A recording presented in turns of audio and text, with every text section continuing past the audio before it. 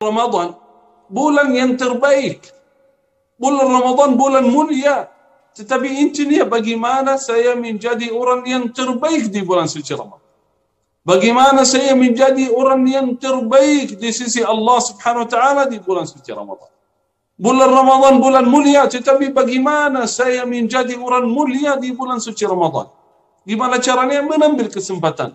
Sibuk baca ibadah, sedekah, puasa, qiyamul lail, baca Quran, khususnya amalan itu. Sebelum tutup, puasa wajib setiap hari. Qiyamul lail itu bukan wajib tapi sunnah muakkadah. Jangan sampai kita tinggalkan. Khususnya di bulan suci Ramadan. Karena siapa yang jaga qiyamul lail diampuni oleh Allah Subhanahu wa taala segala dosa. Puasa wajib, qiyamul lail, baca Quran setiap hari, sedekah kalau bisa setiap hari sedekah semampunya. Sebesar-besar mungkin, semaksimal mungkin di bulan suci Ramadan. Kenapa? Karena Rasulullah sallallahu alaihi wasallam ketika masuk bulan suci Ramadan, kedermawannya lebih dari bulan-bulan yang lain. Beliau suka sedekah, dermawannya luar biasa. Enggak pernah beliau simpan uang duit, tapi ketika masuk karena lebih baik kedermawannya, lebih besar, lebih besar daripada bulan-bulan yang lain. Sallallahu alaihi wasallam. Sedekah semampunya setiap hari. Sedekah amal salih. Ya. Semoga ya Rabb kita sama-sama insyaallah di bulan Ramadan ini yang akan datang Allah Subhanahu wa taala memudahkan segala urusan kita, dunia dan akhirat. Jangan lupa dunia. Jangan lupa dunia. Maksudnya apa jangan lupa dunia? Minta kepada Allah, doanya mustajab. Ketika buka puasa doanya mustajab. Sebelum buka puasa doanya mustajab. Selama kita berpuasa doanya mustajab. Saat sahur doanya mustajab. Qiyamul lail saatnya mustajab. Setiap waktu di Ramadan doanya mustajab. Jangan lupa minta urusan dunia. Ya Allah saya punya hajat dunia.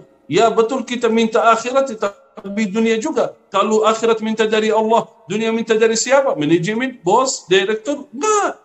Kita minta semuanya dari Allah Subhanahu wa taala. Ya Allah banyak urusan saya. Banyak hajat saya. Ya Allah hajat keluarga, hajat anak, orang tua. Ya Allah mudahkan segala urusan saya. Ini kesempatan kita mengambil kesempatan selalu berdoa.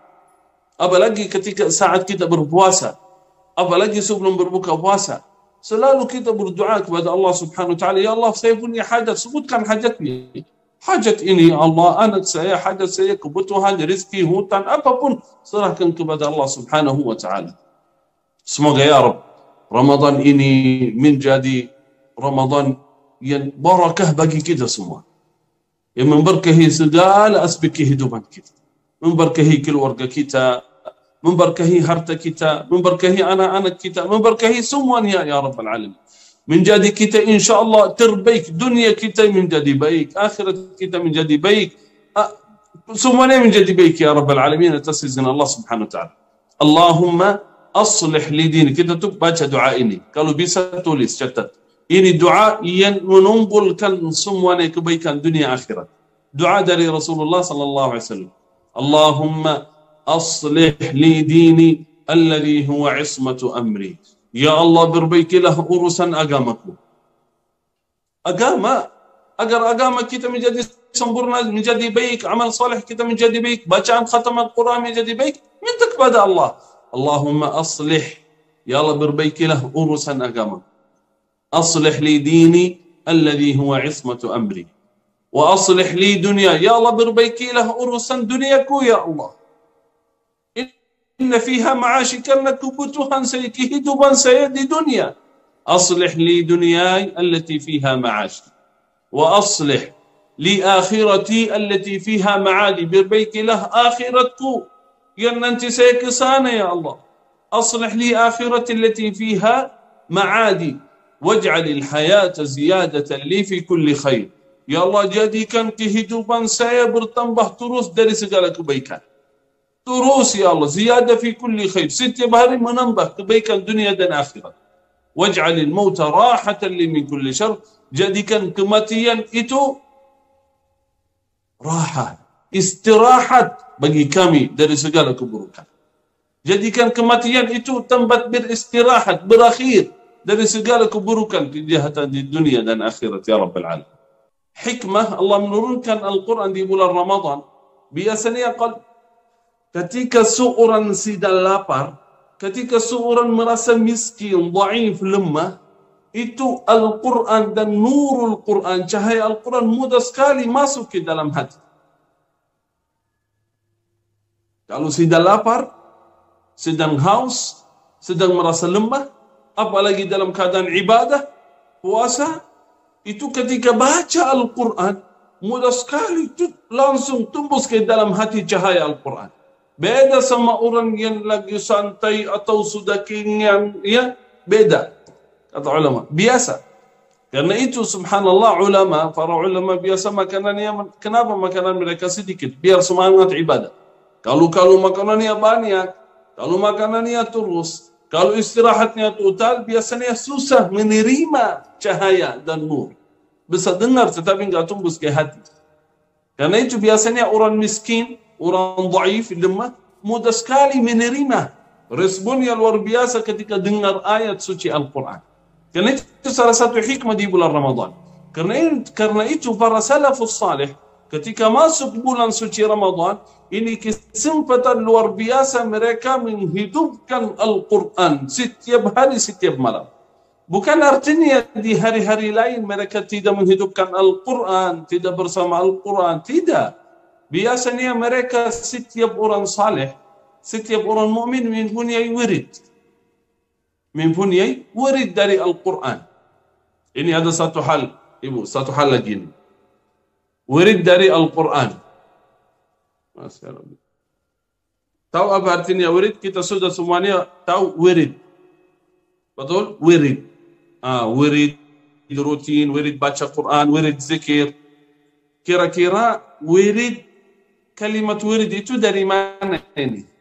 Ini betul sekali. Wirid itu dari mana? Wirid itu, makna wirid kalau bahasa Arab, warada al-ma'a walamma warida ma'a Madinah, ketika datang ke sumur air. Warada al-ma', seorang yang merasa haus, dia datang pergi ke sumur air untuk meminum air dari sumur.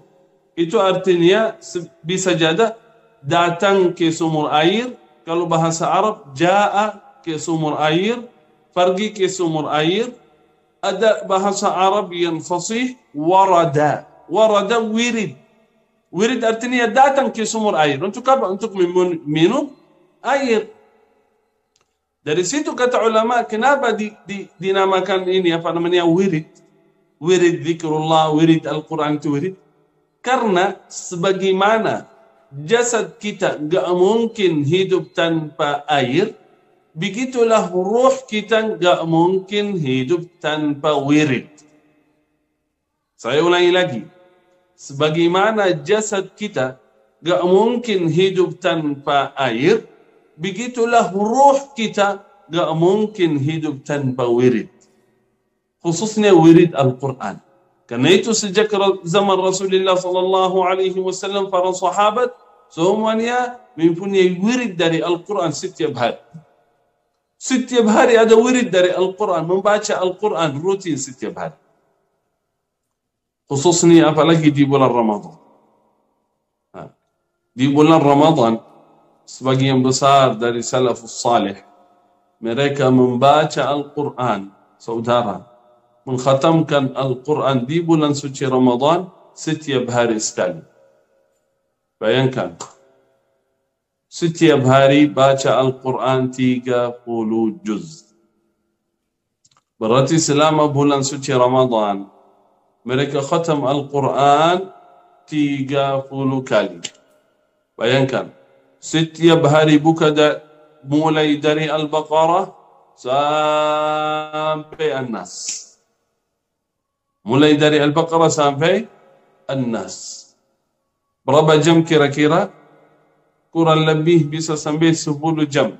Bisa 12 jam. Kalau bacanya pelan-pelan bisa sampai 15 jam. Tapi rata-rata orang yang baca Al-Quran seperti itu, mereka wirid hadar, bacanya agak cepat sedikit. وَإِذْ قَالَ رَبُّكَ لِلْمَلَائِكَةِ إِنِّي جَاعِلٌ فِي الْأَرْضِ خَلِيفَةً قالوا وتجعل فيها من يفسد فيها ويسفك الدماء ونحن نسبح بحمدك ونقدس لك قال إني أعلم ما لا تعلمون. Begitu bacaannya. Bisa luangkan waktu kurang lebih 10 jam setiap hari. Ada di antara mereka ada yang khatam Al-Quran di bulan suci Ramadan lebih dari sekali. Imam Syafi'i rahimahullah wa radhiyallahu anhu warḍah. Beliau khatam Al-Quran di bulan suci Ramadan setiap hari 2 kali. Saudara, Imam Syafi'i setiap hari di bulan Ramadan khatam Al-Quran 2 kali. Luar biasa ini. Saya mau tanya, kira-kira ini kita mulai muhasabah sedikit. Udah, ceramahnya selesai ya. Mungkin kita sering ya, ikhwah akhwat, sering kita dengar tentang Al-Quran, keutamaan Al-Quran, apalagi di bulan suci Ramadan, bulan Al-Quran, mari kita sama-sama kembali kepada Al-Quran. Ini sekarang kita mau mulai muhasabah sedikit. Kira-kira coba kita tanya, kenapa mereka seorang saleh bisa mereka khatam Al-Quran berkali-kali? Kira-kira kenapa? Mereka bisa khatam sampai 1 hari sekali. Bisa lebih. Kalau 2 kali atau 3 kali mungkin itu jauh, mustahil. Kalau kita mustahil. Tetapi kalau 1 hari sekali, lumayan 10 jam, 12 jam, ya mungkin. Karena kita biasanya kerja 8 sampai 10 jam, ya bisa kita luangkan waktu untuk mencari kebutuhan dunia, rizki, hajat kita, itu wajar, tidak apa-apa. Tapi kenapa di bulan Ramadan kita nggak bisa? Rata-rata banyak di antara kita, apalagi di masa pandemi ini, waktunya kosong. Bisa berarti khatam Al-Quran, santai di rumah. Kira-kira kenapa? Udah, nggak usah kita bicara tentang sekali 1 hari khatam. 1 hari misal, biasa rata-rata orang saleh setiap 3 hari khatam sekali. Berarti 1 hari 10 juz. Kira-kira kenapa kita belum bisa? Kenapa kita belum bisa rutin misal 10 juz, 5 juz, khususnya di Ramadan? Nggak usah kita bicara tentang hari-hari yang lain. Mungkin kita malas di hari-hari yang lain. Banyak kesibukan kita, banyak kegiatan. Tapi bulan Ramadan ini musim. Karena seorang yang menjaga kesempatan di bulan suci Ramadan, apalagi bersama Al-Quran, ibadah, taat, puasa, qiyamul lail, bisa kita sama-sama mendapatkan sertifikat jaminan masuk surga. 1 bulan saja. Coba ketika ada tawaran dari kantor, dari bos, dari manajemen, dari manajer, tawaran ke kita. 1 bulan fokus ibadah 24 jam. Fokus bekerja 24 jam. Setelah itu saya kasih libur, gaji selama 1 bulan. 1 bulan saja. Tawaran 1 hari kerja full, ya, saya kasih misal 1 gaji 1 bulan full. Atau 1 bulan full, seumur hidup istirahat. Pensiun, silakan. 1 bulan, fokus di kantor, gak pulang ke rumah, gak ada kegiatan lain, hanya fokus 1 bulan di situ, setelah itu pensiun. Udah, dapat rumah, mobil, kebutuhan sampai akhir hayat. Kira-kira bisa kita mau gak? 1 bulan. I'tikaf di kantor. Tahu i'tikaf enggak? I'tikaf di kantor. Kita enggak pulang ke rumah. Tapi setelah 1 bulan, bebas.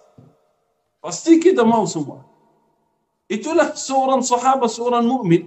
Ketika masuk bulan suci Ramadan, mereka i'tikaf total. Tinggalkan urusan ke semua. Semampunya. Saya tidak suruh kalian tinggalkan dunia. Enggak. Jangan. Jangan ada di antara kita tinggalkan dunia. Kan tergantung. Ada yang bisa kosongkan waktu, ada yang belum bisa. Semampunya. Tapi di antara mereka, sejak zaman Rasulullah SAW, khususnya 10 malam terakhir, kalau belum bisa 10 malam terakhir, atau hari tahun terakhir Rasulullah SAW, beliau luangkan waktu i'tikaf 20 hari. Di antara sahabat yang 1 bulan full mereka fokus ibadah. Kenapa? Karena kesempatan. Dalam 1 bulan ini selesai. Dapat jaminan masuk surga. sertifikat masuk surga. Selesai. Fulan ibnu fulan, fulanah binti fulan ahli surga di bulan suci Ramadan ini. Siapa yang dapat? Orang yang menjaga ibadah, yang meluangkan waktu di bulan suci Ramadan, khususnya bersama Al-Quran. Karena itu saudara, coba kita berfikir. Coba kita berfikir muhasabah. Kira-kira kenapa zaman dulu, bukan zaman dulu, bahkan di zaman ini, pasti banyak di antara kita yang mengambil kesempatan luar biasa di bulan suci Ramadan. Banyak. Kenapa mereka bisa, saya nggak bisa? Coba tanya diri sendiri. Mereka punya keluarga sama kita, punya kesibukan, punya kebutuhan, punya hawa nafsu, punya utak, punya hajat, punya sama persis sama kita. Sama. Kira-kira kenapa bisa? Coba.